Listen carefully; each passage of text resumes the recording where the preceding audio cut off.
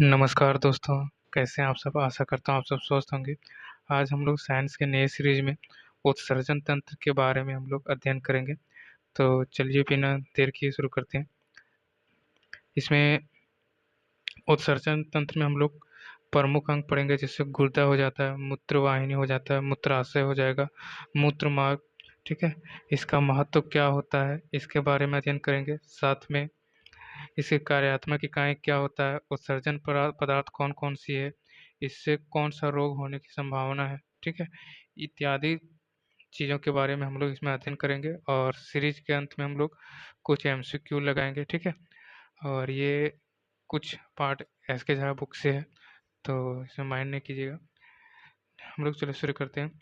अंगों का वैसा समूह जो शरीर से हानिकारक पदार्थ को बाहर निकालने की क्रिया में सहायता करता है, उसे उत्सर्जन तंत्र कहते हैं, ठीक है।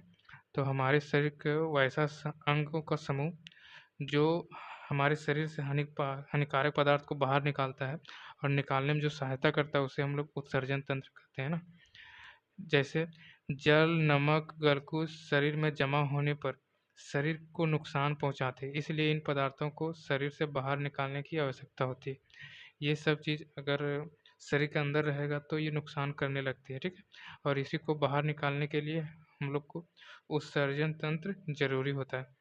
नेक्स्ट देखते हैं, शरीर में दैनिक कार्यों के दौरान कुछ हानिकारक पदार्थ का निर्माण होता है, जैसे carbon dioxide, NH3, urea, uric acid और बिलिरुबिन, ETC, ठीक है। ये सभी कुछ हानिकारक पदार्थ हमारे शरीर के अंदर होते हैं। तो इस सब को निकालने के लिए ही उत्सर्जन तंत्र इसमें पार्टिसिपेट करता है।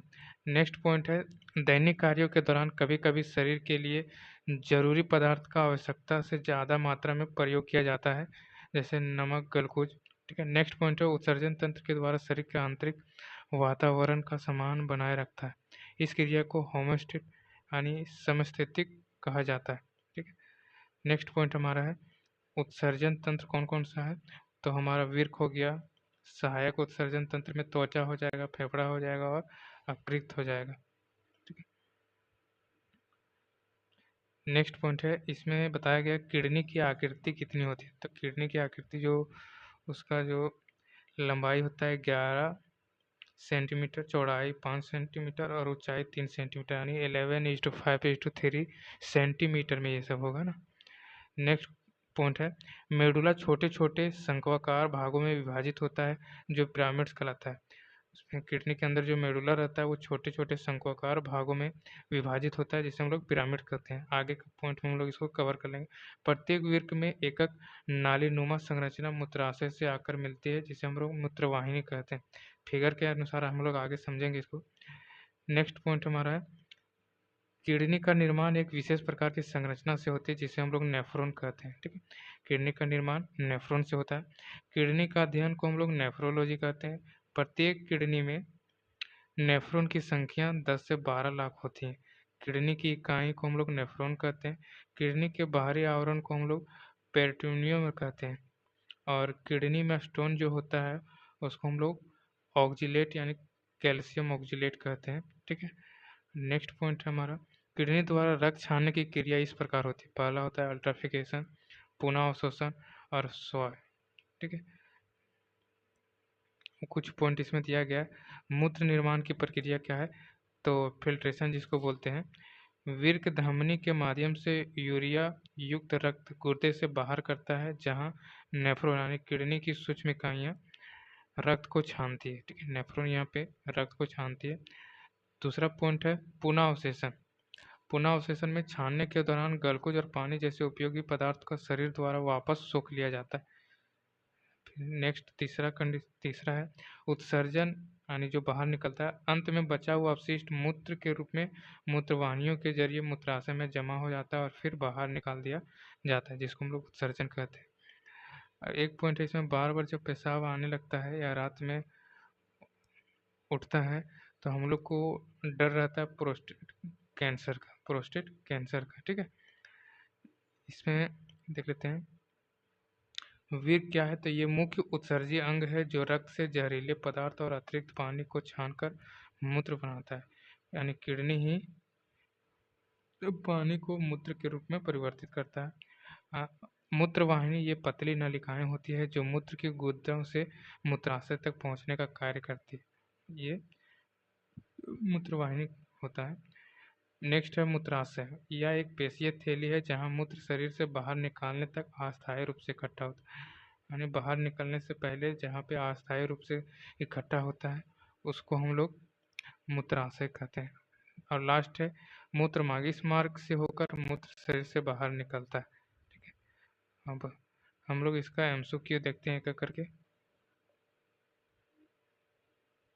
ये हमारा किडनी है, ठीक है, ये हमारा हो गया नेफ्रॉन, और ये हमारा नीचे वाला पार्ट हो गया, ये हमारा मूत्राशय है, और नीचे वाला हमारा पार्ट है ये हो गया हमारा मूत्र मार्ग। ठीक,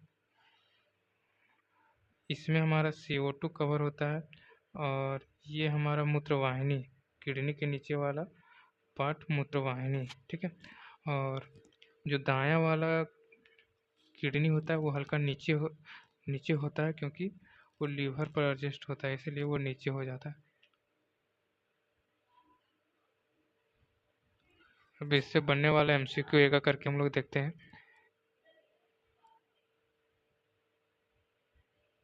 फर्स्ट क्वेश्चन है, मानव शरीर में गुर्दा का मुख्य कार्य क्या है? तो गुर्दा का मुख्य कार्य है उत्सर्जन करना। ठीक है, इसका विश्लेषण देख लेते हैं। गुर्दा रक्त से अपशिष्ट पदार्थों और अतिरिक्त तरल पदार्थ को छानकर शरीर से बाहर निकालने का कार्य करता है, जिसे हम लोग उत्सर्जन कहते हैं। नेक्स्ट क्वेश्चन है, गुर्दे यानी किडनी की कार्यात्मक और संरचनात्मक इकाई क्या होता है? तो गुर्दे की कार्यात्मक और संरचनात्मक इकाई को हम लोग नेफ्रॉन कहते हैं। ठीक है, इसका करेक्ट आंसर हो जाएगा ऑप्शन नंबर बी। इसमें देख लेते हैं, नेफ्रॉन ही गुर्दे के अंदर रक्त छानने वाली सूक्ष्म इकाइयां हैं। ये यानी किडनी के अंदर जो रक्त को छानना फिल्टर करता है वो नेफ्रॉन करता है। नेक्स्ट क्वेश्चन हमारा है, मूत्र का पीला रंग किसकी उपस्थिति के कारण होता है? तो जो मूत्र का पीला रंग होता है वो यूरोक्रोम के कारण होता है। ठीक है, इसमें यूरोक्रोम नामक पिगमेंट के कारण मूत्र का रंग हल्का पीला होता है।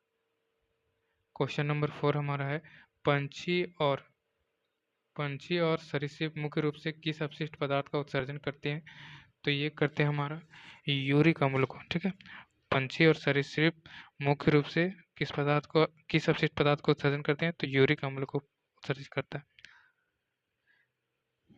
पंछी और छिपकली जैसे जीव यूरिक अम्ल का उत्सर्जन करते हैं ताकि शरीर में पानी की बचत हो सके। ठीक है, शरीर में पानी को बचाने के लिए वो सब यूरिक अम्ल का उत्सर्जन करता है। क्वेश्चन नंबर 5 है, निम्नलिखित में से कौन सा अंग उत्सर्जन तंत्र का हिस्सा नहीं है? तो वीर यानी किडनी तो है, मूत्राशय भी होता है, ब्रोंकुली ये हमारा फेफड़ा में होता है, फेफड़ा उत्सर्जन तंत्र का भाग नहीं। मूत्रवाहिनी भी है, तो आंसर नंबर हमारा सी करेक्ट हो जाएगा। जो ब्रोंकुली श्वसन तंत्र का हिस्सा है, उत्सर्जन तंत्र का नहीं। जो ब्रोंकुली होता है वो श्वसन तंत्र का हिस्सा है, उत्सर्जन तंत्र का नहीं। नेक्स्ट क्वेश्चन हमारा है, एक स्वस्थ वयस्क मनुष्य 24 घंटे में औसतन कितना मूत्र त्याग करता है? तो ये 1 लीटर से 1.8 लीटर तक मूत्र को त्याग कर सकता है।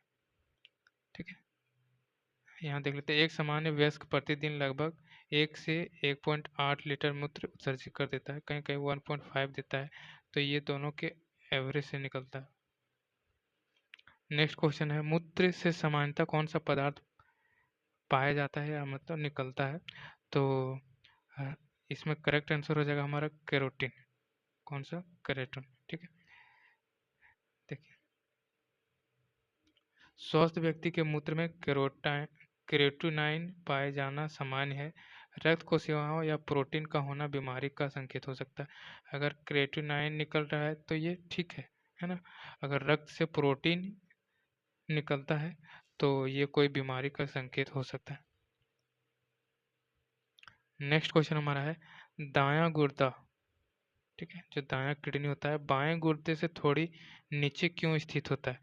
तो यकृत के कारण, क्योंकि यहाँ पे हमारा किडनी रहता है और नीचे हमारा लीवर रहता है। ठीक है, तो जो दायां वाला रहता है वो हल्का नीचे होता है लीवर के कारण।